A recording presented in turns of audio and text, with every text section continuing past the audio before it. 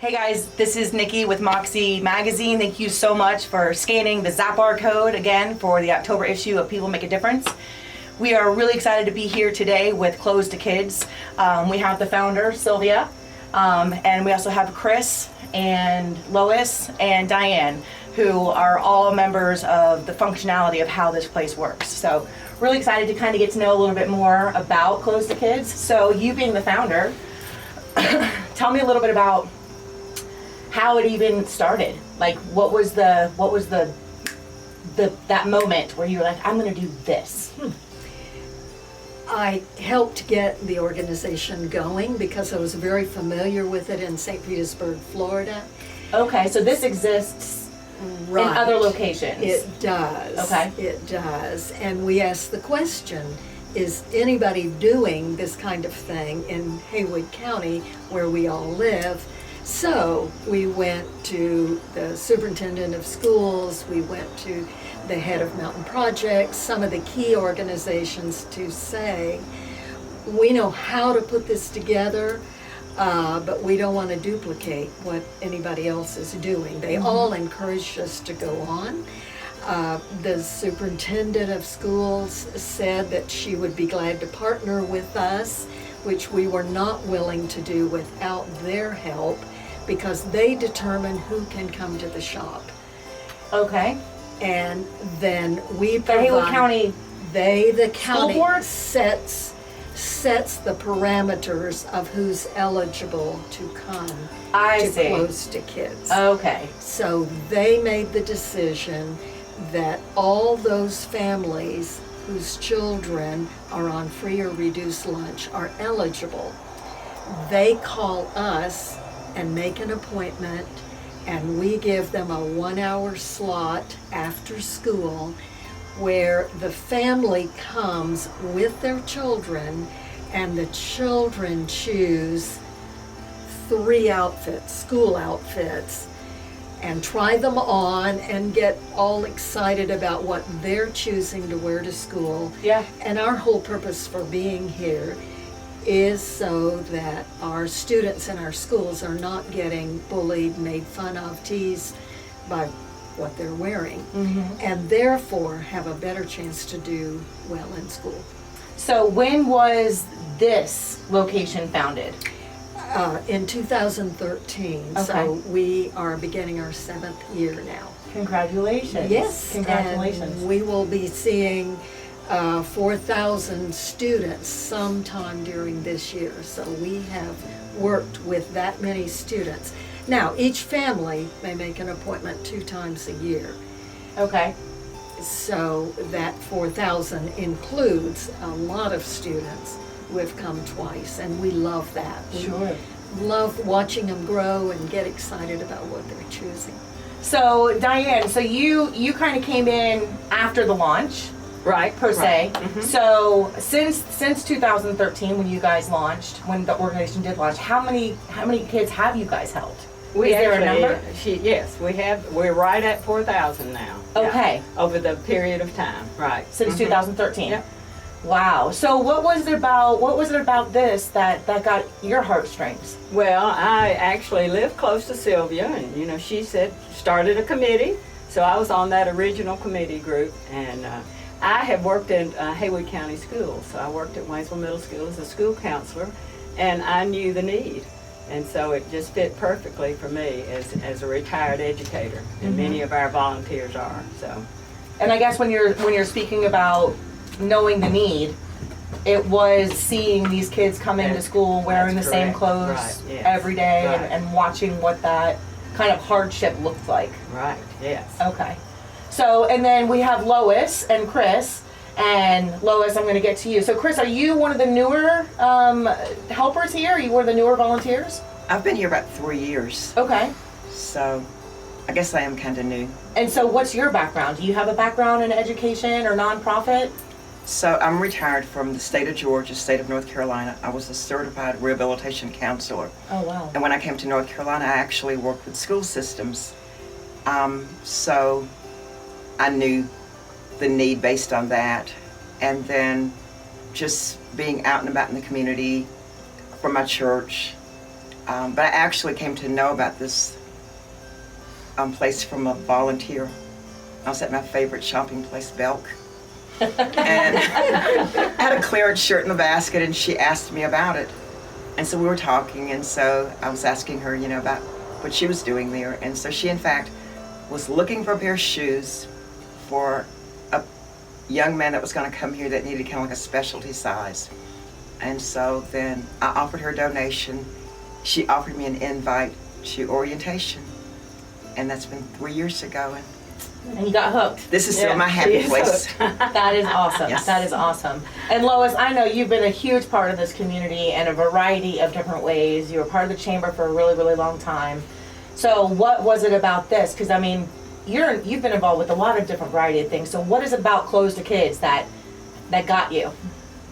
Well, my neighbor came to me, Okay. who was one of the other founders. And I was at a place, I was almost ready to retire from the chamber and knew I needed some other Outlet. avenue and outlet. And so he said, well, why don't you come to our initial meeting and see what it's all about? And that was it. I was in for the long haul, so So it sounds like you have all, not to interrupt you, but you have all kind of mistakenly, if you will, fell into Close to Fallen into Kids. it. Yeah, I mean, it And what a was good a fit. neighbor, a Belks, right? But isn't that kind of like the more powerful thing about it is how people kind of fall into these types of organizations, and when you do it like that organically, you're not dealing with people that don't belong. right. You know what I'm saying? You're Right. dealing with people whose hearts are already in it, and now you just have to kind of find the seat on the bus that they belong in.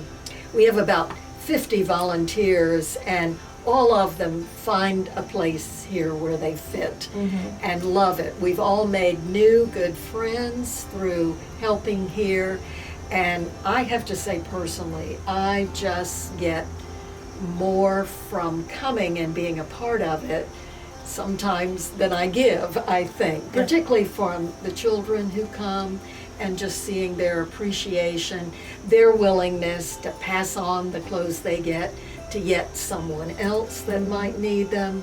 So I'm just finding that everybody in our community can do something, can donate something, can encourage a family to come, all kinds of little ways where it makes a difference. So what is your background? My background is I'm a retired minister and a mental health counselor. Okay, so From you guys are Florida. all in the education, health backgrounds. Well, Except Except for you. we knew I that had Lois, merchandising and clothing Yeah, experience from 35 years in department store buying. But like networking, I mean, you've and got and that was the other portion that they that they needed, I'm needed, sure. yeah. Yeah, to have that pillar out there networking as kind of like the liaison. So, you guys have been here since 2013. One of the things that that Lois had shared with me is because you guys have grown, your storage facility is now, you guys are looking at losing that. And that's one of the things why I wanted to do this is to let the community know, listen, one, you guys are here, right? Helping, thousands and thousands and thousands of children, right, in our community. And now you guys are in a position where you're growing so much. What do y'all need from the community? I mean, what do you guys need? Do you need, clearly you need another storage space. Are you guys looking to, expand out of this space? Like, where are you going? And what do you need from the community? for now, our main shop will be here on this campus. At some place in the future, we will probably need to establish a new spot, a new residence. And that place will need to be in the center of the county somewhere. And so at some point, we will have a new facility. It needs to be a place in the center part of the county, and that is because the people we serve need an easy way to get here, accessible. It also needs to be very private because what we do is confidential for these families. So that's in our long-range future. Yes, we're looking for some storage areas right now, more immediate. But when people call, and they do, and say, I'm a part of an organization and we'd like to help you, how? We invite them to come and tour, learn a little bit more about us, and generally people find just what they want to do for us that Right. would fit. So we encourage that. Of course. So, so tell me about an experience that you've had, Chris, that just kind of, that's one of the things that Sylvia shared was, you know, that you probably have some really good kind of takeaways. So has there been like an experience that you've had here that just kind of really makes you feel like this is why we do this? This is why I'm doing this. I've had a lot of experiences, but one of the more recent ones was probably about maybe a month ago. We had a young man come in. It was a high school student. And normally the younger kids get more excited about the clothes and shopping. And the older kids, they just kind of go in, they know what they want, they get it, and then they wait for their siblings to be done. But this guy, I think he was like an 11th grader in high school. He'd done all of his shopping. He was standing over there in that doorway with his bag, and he looked at the family member that brought him here, and he said, "This feels like Christmas." And it was just like, and this is why we do this. This is why I'm here twice a week and more if I need to, because I wanted to feel like Christmas to these kids every day.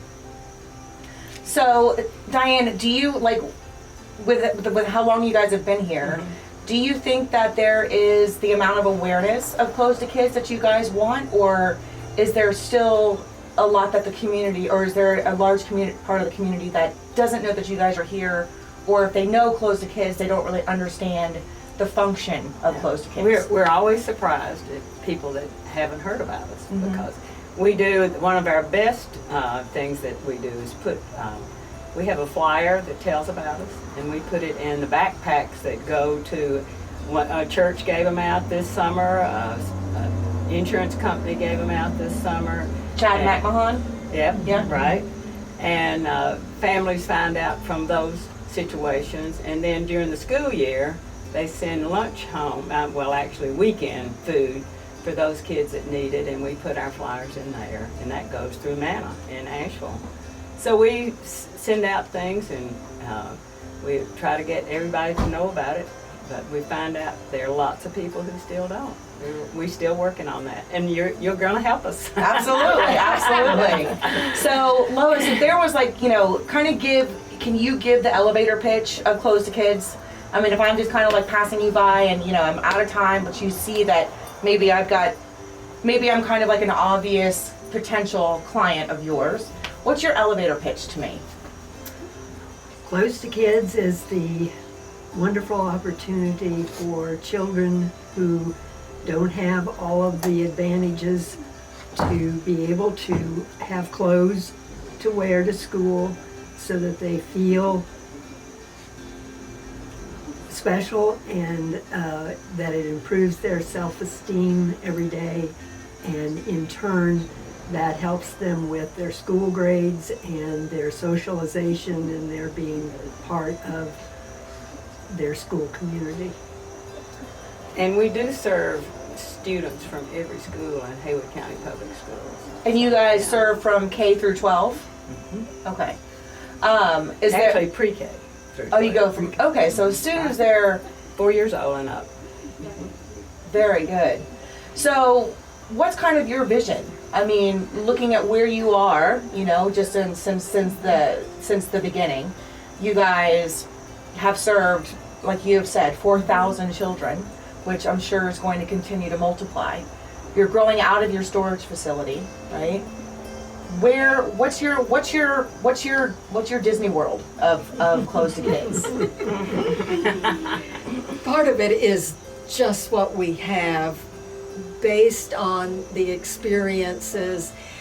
You know, we learn from every family that comes in. I have learned so much from these people who are such an active part of our community. we will always serve the needs of this particular community. When we first started, all we were giving out is white socks. That's what everybody wore until students came in and said, no, we're wearing black socks now. And then it was, oh no, they've got to have all kinds of designs. And no, we don't want them to match. So we learn from them. We will grow based on our school system. It'll be proportional, but over 50% of our students are eligible to come to this shop, and Wow. we still have not reached all those families. So a lot of people who can give and organizations that do a lot for us, we want them to know about us, but it's also reaching all those families to give them an opportunity to come.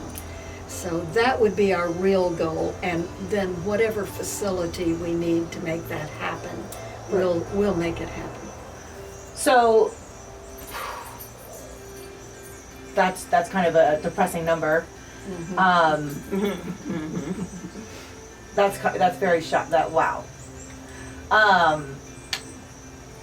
So if more than 50% of our kids are eligible, what percentage of them do you feel you've been able to serve? I don't think we've come up close to that. It's only about 20 some odd you know, percent between at this 20 point. 25%. We feel good in relation to Denver, that has a big close to kids, and St. Petersburg and Tampa, because their percentages aren't as high as ours. But we're able, being a whole lot smaller, to get to know our families and to get more close to the teachers who see these students every day. So our percentages are a little higher, but not as high as we want As you want them to be, sure. And there are plenty of times when these families are in such crisis, their kids may be very needy, maybe even be asking for clothes for school, but that's not where the parents are.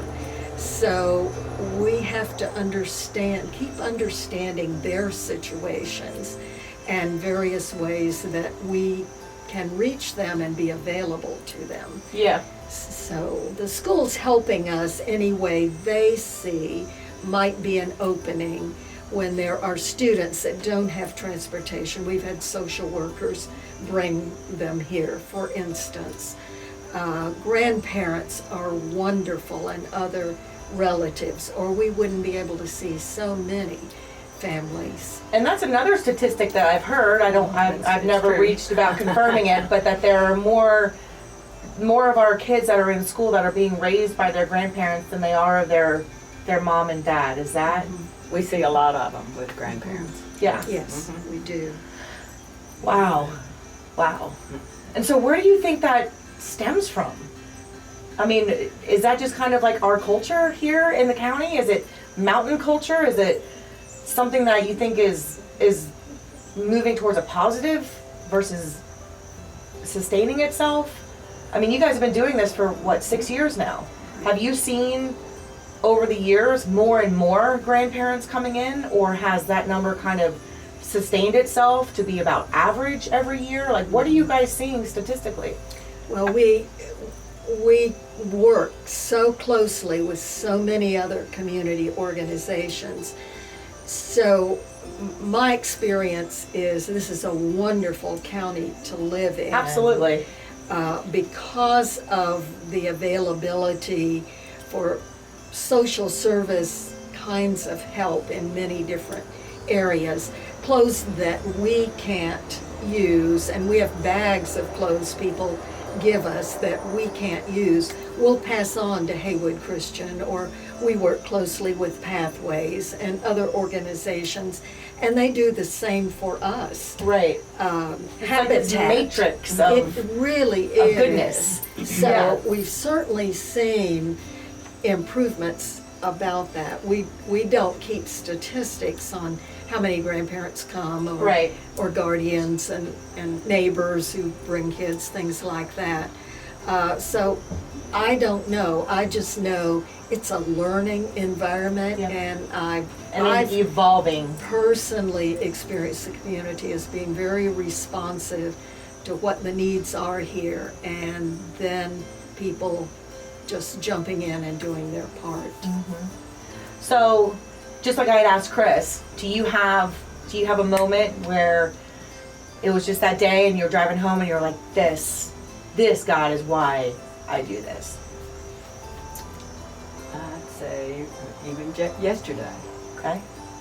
when Dad came in, we were looking at birth dates and trying to figure out, and he says, "Yeah, I've had this one is my grandson, and I've had him since he was little, and that's what it's all about.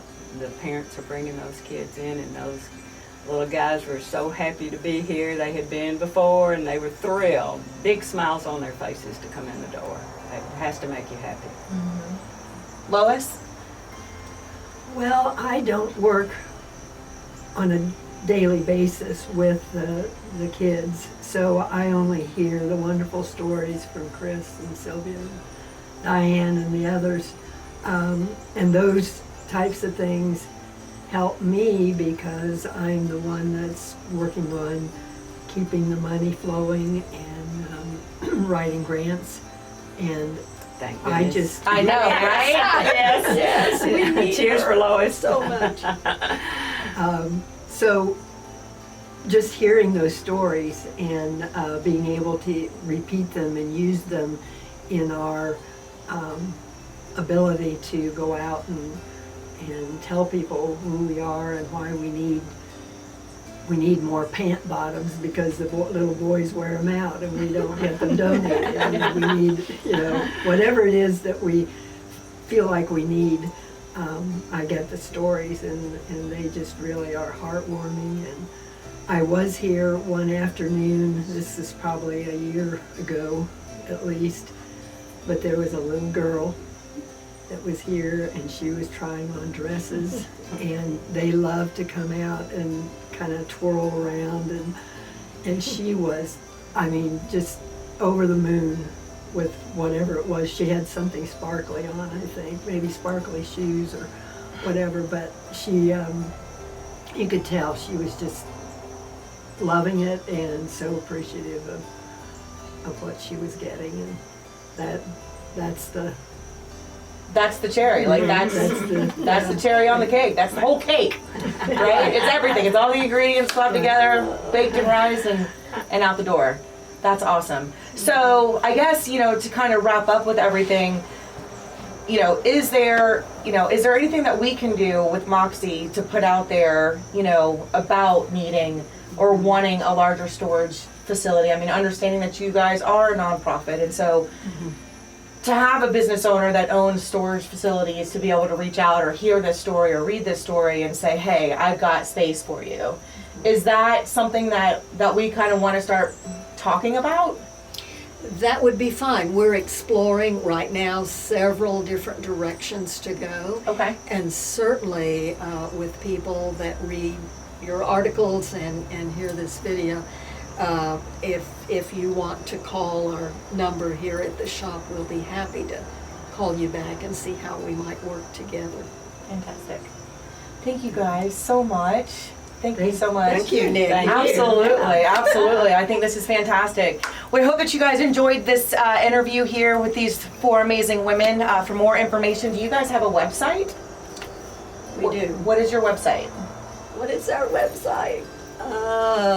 Is it Close to Kids? Yes. Yes, but Close you to have to be Kids of careful Haywood at Haywood County because there are Denver, 3 in Florida, 1 in Connecticut, and 1 in Okay. Rhode Island. So we need Close to Kids of Haywood. Close to Kids, Close to Haywood Kids of County. Haywood. Right. So, okay, very good. So we'll actually put that inside the And article Facebook. too. We have Facebook. So we can like and follow on Facebook. Do you we'll guys give have you a a rack card. Do you guys have like a donate button on your website at all? We do not. but we have a mailbox right out front that's secure. Okay. You can come and donate at their location here, which of course all the information is in the print article, guys. Thanks again so much, and we hope you guys learned a lot more about Close to Kids. And if you have an interest or something is pulling at your heartstrings, these are the women to get in touch with. All the information's in the print article. Have an awesome day.